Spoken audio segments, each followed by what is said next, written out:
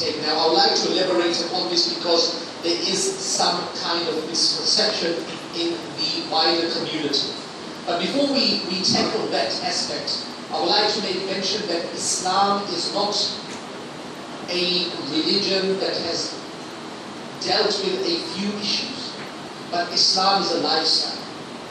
So in reality, we do not separate the state from the religion. We believe that the religion is the umbrella and everything will fall underneath it. So the leaders that have been appointed by the community, they will establish the laws of God Almighty, and that constitution, nowadays there's a phobia to this word, is known as Sharia.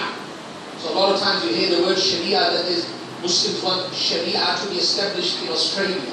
Now what Sharia means is, there should be no phobia to this word.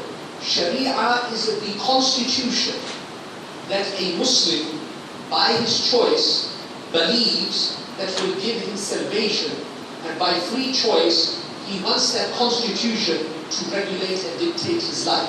So there is no separation between the state and the religion. Religion will control everything. Now, there is a text. There is a text, as we have a text in this country as well. To run a state, you need funds.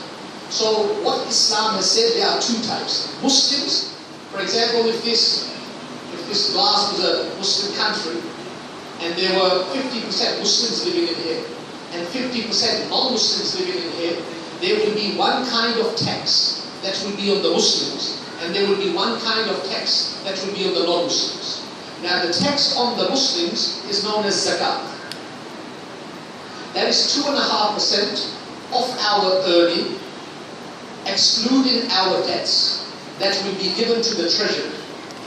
2.5%. So if I have $10,000, it is incumbent upon me as a Muslim to give $250 to the state, and then they will utilize it wherever they need to utilize it. Now, the non-Muslims that are living in that state, they will give jizya. Now what does jizya mean? Jizya means that they will pay a similar tax to the state, and by giving that tax, they do not have to defend the borderlines. I would like to make that very clear. The non-Muslims, they will give that tax, it will go to the state, but they do not have to fight. So they do not have to become a part of the army. If they want to become a part of the army, and they say we will fight beside the Muslims to defend the country, they will be freed from that tax. They don't have to pay the tax. So they are paying that tax. Muslims pay the tax, goes to the state. Non-Muslims pay the tax because Muslims will defend them.